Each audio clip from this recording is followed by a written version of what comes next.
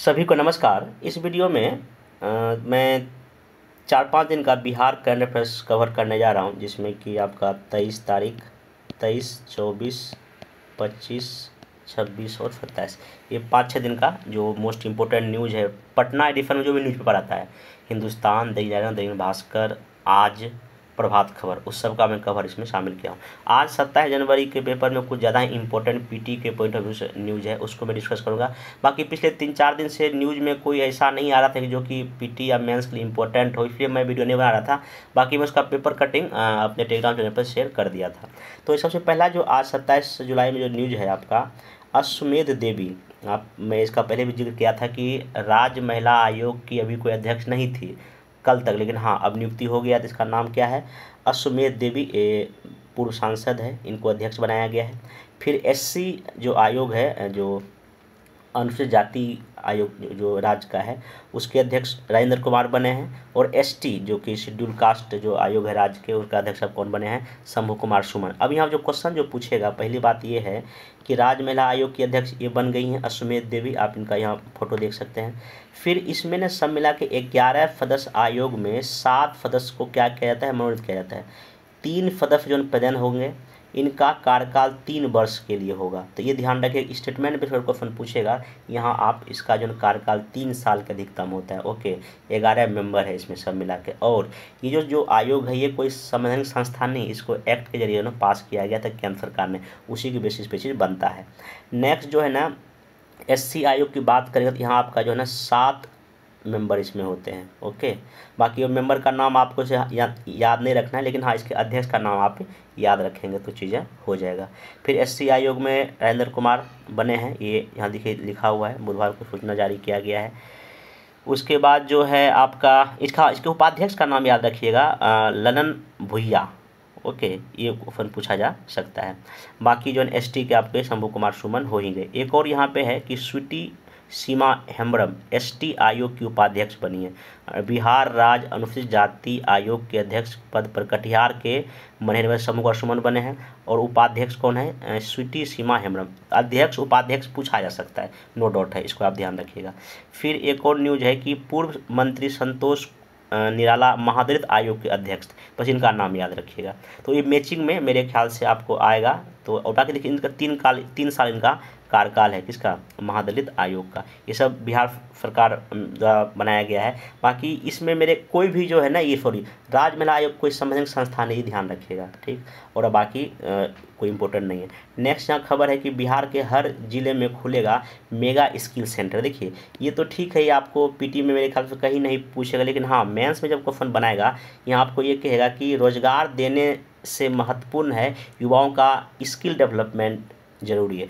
इस कथन के संदर्भ में बिहार के रेफरेंस में आपको क्या करना है? चर्चा करना है। सिंपल देखिए, रोजगार जो है, रोजगार कब मिलेगा लोगों को? जब उसके पास स्किल हो। सबसे पहला जो स्टेप है, युवाओं को अगर आप जॉब के लायक बनाना चाहते हैं, पहला काम आपका है उसमें एजुकेशन देना, एजुकेशन, और देन उनके हेल्थ का ध्यान रखना पड़ेगा। अगर इस 2 चीज़ में आप अगर बेहतर इन्वेस्टमेंट कर दिए और उसके बाद स्किल दे दिए, तो रोज़गार तो अपने आप उनको मिल जाएगा। तो रोज़गार देने से ज़्यादा इंपॉर्टेंट है स्किल डेवलपमेंट। इसके संदर्भ में आपको इसमें शॉर्ट में आप सिंपल कि बिहार में इतना यंग जनरेशन है, इतना डेवलप बनने वाला है, लेकिन यहाँ पे स्किल जो लेबर है मुश्किल से 2-3% है, जिसकी वजह से रोज़गार पाने में काफ़ी दिक्कत होता है। इसलिए इनको स्किल करना बहुत ज़रूरी है। हालांकि सरकार इस दिशा में कई प्रयास कर रही है, 7 निश्चय 1-2 का जिक्र करते हुए, कुछ कमियां दिखाते हुए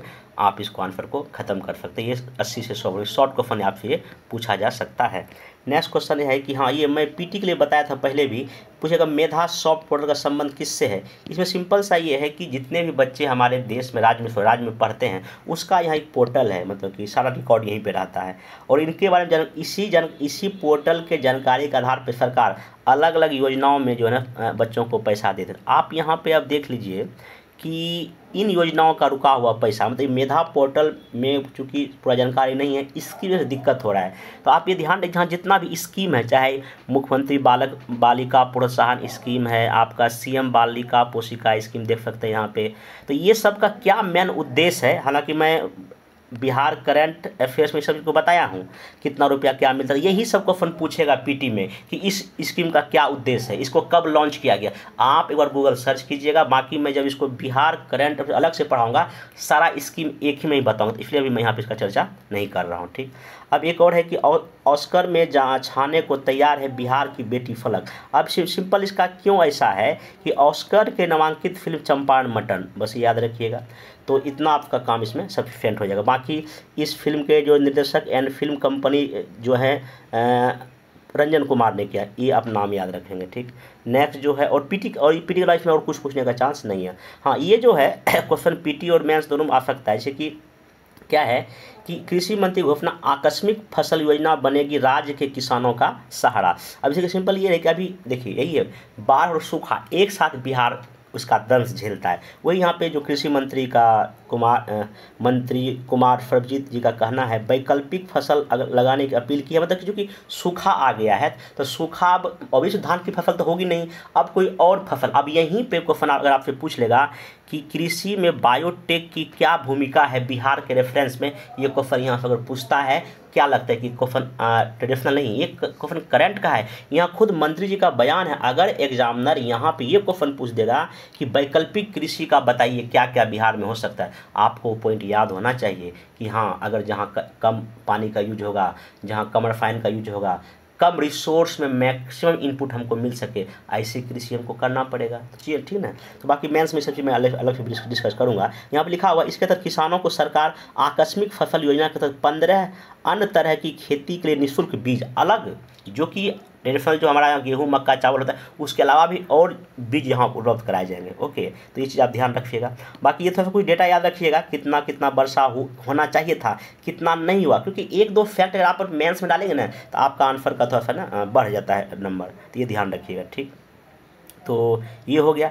तो यहाँ पर आप क्वेश्चन ये पूछिएगा कि सूखे जैसी आपदा का बिहार पर क्या प्रभाव पड़ सकता है। अब मेनली सूखा का क्या प्रभाव पड़ेगा, एग्रीकल्चर पे पड़ेगा, हमारे इकोनॉमी पे पड़ेगा, रोजगार पे पड़ेगा। क्योंकि अगर सूखा अगर पड़ा तो खेती में अनाज नहीं लगेगा, लोगों को रोजगार नहीं मिलेगा, निर्यात नहीं कर पाएंगे, खाद्यान्न की कमी हो जाएगा, कुपोषण हो जाएगा। और जब इकोनॉमी आपकी जब चरमरा गई तो और भी चीज़ पर इम्पैक्ट पड़ना क्या हो जाएगा, शुरू हो जाएगा।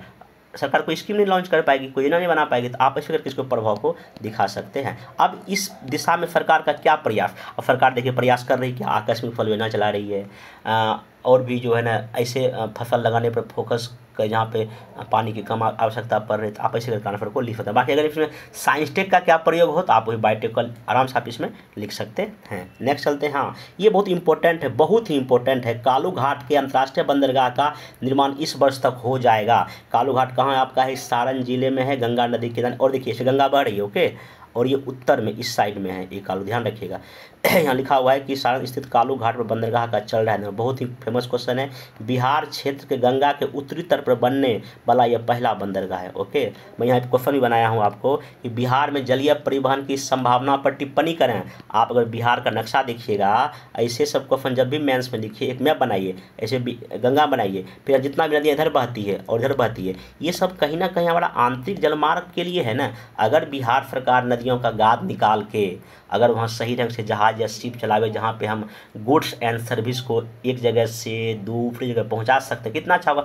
बिहार एक लैंडलॉक स्टेट है। अगर हम इस गंगा नदी को परिवहन के लिए यूज़ करें, यहाँ से आपको पता है कि गंगा निकलती है उत्तराखंड होते हुए हरिद्वार, ये यूपी बिहार झारखंड होते हुए बंगाल खाड़ी में जाती है, तो कितना लंबा है ये, 2525 किलोमीटर गंगा है, ठीक है ना। और बिहार में लगभग 445 किलोमीटर की लंबाई है। तो हम यहाँ तट से जुड़ सकते हैं। एक लैंडलॉक स्टेट जिसे हम ग्रस्त हैं, उस समस्या का हम काफ़ी हद तक निदान कर सकते, क्योंकि पटना से कलकत्ता की दूरी बहुत ही कम है, मतलब लगभग 250-300 किलोमीटर के आसपास होगा, और ये हम शिप के जरिए आराम से पहुंच सकते हैं। तो ये आपसे क्वेश्चन, काफ़ी संभावना है। हमारे यहाँ नदियों का जाल बिछा हुआ, नॉर्थ बिहार में भी और साउथ बिहार में, तो संभावना काफ़ी ज़्यादा है। आपको दिखाना पड़ेगा इस दिशा में भारत सरकार का क्या प्रयास है। भारत सरकार अभी तक 111 नेशनल वाटरवे की घोषणा कर चुका है, हालांकि अभी 6 ही ऑपरेट हो रही है, जिसमें कि एक नेशनल वाटरवे फर्स्ट जो है ना क्या कहते हैं, इलाहाबाद से हल्दिया तक है। ये क्वेश्चन बीपीएससी पीटी में पूछा जा चुका है, जो बिहार से क्या होती है गुजरती है। बाकी और भी बिहार में नेशनल वाटरवे है, तो उसको आप एक बार देख लीजिएगा। ठीक, तो वही आपको सरकार का यहाँ क्या लिखना, पर्याप्त लिखना। इन सब दिक्कत बिहार में ये है कि नदियाँ जब सूख जाती है तो वहाँ कैसे शिप चलेगा। तो यहाँ बिहार सरकार या केंद्र सरकार को नदियों का गाद निकालना चाहिए ताकि उसमें जहाज चलने लायक पानी रहे तभी चलेगा, सूखा में शिप या जहाज तो चलेगा नहीं। तो आप इसको ऐसे करके देख सकते हैं। बाकी बिहार में कितनी नेशनल वाटरवे है आप इसको एक बार पता कीजिएगा, बाकी मैं जब नेक्स्ट वीडियो में इसको बताऊँगा।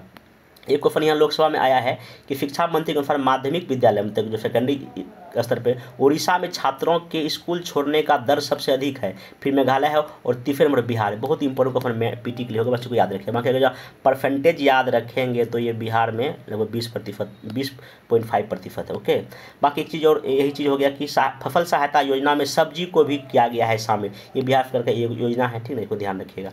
बाकी और इसमें कोई आपके लिए इंपॉर्टेंट चीज़ नहीं है। अब ये जो है मैं बार बार बोलता हूँ कि बीपीएससी का एक फेवरेट टॉपिक मेंस में होता है केंद्र राज्य संबंध, सेंटर स्टेट रेफन पर संबंध, इस पर क्वेश्चन पूछता है। तो फिर देखिए यहाँ पे बिहार के 2 मंत्री हैं, एक विजय कुमार चौधरी और एक विजेंद्र यादव जी ने कहा है कि केंद्र ने की 92,000 करोड़ की हकमारी, ये राज्य की हकमारी किया। यहाँ लिखा हुआ है कि कहा है कि इसमें 2/3 धनराशि की हकमारी 14वें और 15वें वित्त आयोग के कारण हुई। शेष राशि का झटका केंद्र प्रायोजित योजनाओं के शेयरिंग में बदलाव। मतलब कि राज्य सरकार का ये आरोप है कि तो 14वां वित्त आयोग और 15वां वित्त आयोग को कम पैसा मिला और जो केंद्र प्रायोजित योजनाएं होती है उसमें भी हमको कम पैसा मिला है। जैसे कि एक समग्र शिक्षा अभियान है, इनका आरोप है, या मनरेगा में इनका आरोप रहता है बार बार। तो ये आप क्वेश्चन 67 में पूछा भी था कि जो केंद्र प्रायोजित योजनाएं में काफ़ी विवाद रहता है। यह मैं लिखा हूँ कि केंद्र प्रायोजित योजना हमेशा केंद्र राज्य संबंधों का विवाद का कारण रहता है। उदाहरण सहित चर्चा करें आप, इसमें आपको दिखाना पड़ेगा कि कुछ ऐसे स्कीम होते हैं जिसमें केंद्र मतलब केंद्र लागू करती है लेकिन उसमें कुछ पैसा जो है ना राज्यों को भी देना पड़ता है। 60-40 हो सकता है, वो 50-50 हो सकता है वो। तो ये कुछ आपको स्कीम का नाम मैं इसको पहले ऑलरेडी किसी वीडियो में डिस्कस किया हूँ मैथ्स वाले में, उसका आपको एग्जाम्पल था चर्चा करना। दूसरा क्वेश्चन एक सबसे मोस्ट इंपोर्टेंट यहाँ बन सकता है ये कि केंद्र राज्य संबंध की चर्चा जो है ना बिहार के संबंध में कीजिए। अब आपको वही विधायी, राजनीतिक, वित्तीय संबंध में क्या मधुर संबंध है, क्या जहाँ टकराव के संबंध है, उसको आपको एग्जांपल देकर लिखना पड़ेगा शॉर्ट आंसर में, और ये लॉन्ग है। बाकी जितना भी मेंस का क्वेश्चन है सबका मॉडल आंसर मिलेगा, क्योंकि अभी पीटी का थोड़ा सा हो गया इसलिए थोड़ा सा मॉडल आपको नहीं मिल रहा है, तो वो भी आपको मिल जाएगा। नेक्स्ट इतना जो है ना आपका हुआ ये 26-27 का करंट अफेयर्स। ये आपको 24-25 का न्यूज़ है, जिसमें है लोक गायिका नीतू नवनीत को मिला वुमेन लीडरशिप अवार्ड। बस इसको याद रखिएगा, नई दिल्ली में आयोजित इंडिया इंटरनेशनल सेंटर में वुमेन इन लीडरशिप कॉन्क्लेव 2023 में बिहार की प्रसिद्ध लोक गायिका और पटना नगर निगम की स्वच्छता जागरूकता के अभियान के ब्रांड एम्बेसडर डॉक्टर नीतू कुमारी नवनीत को वुमेन लीडरशिप अवार्ड मिला। बस इतना सफिशियंट है, बाकी इधर नहीं भी पढ़ेंगे तो आपका काम हो जाएगा। नेक्स्ट चलते हैं, ये तो खैर उतना इंपॉर्टेंट खैर मेंस का है, इसको छोड़ दीजिए अभी तत्काल। हाँ, फिर वही देखिए बार बार जुलाई में घटी ऑप्शन 112 मिलीमीटर बारिश, वही बार बार सूखे की स्थिति आ रहा है, तो आप इसको देख लीजिएगा। हाँ, भारत के बाहर पहली बार जो है ना न्यूयॉर्क में बौद्ध कलाकृति की लगेगी प्रदर्शनी। न्यूयॉर्क के म्यूजियम में मध्य प्रदेश के सतना जिले के भरहुत स्तूप की मिली कलाकृति। बस इसको ध्यान रखिएगा, ठीक है ना।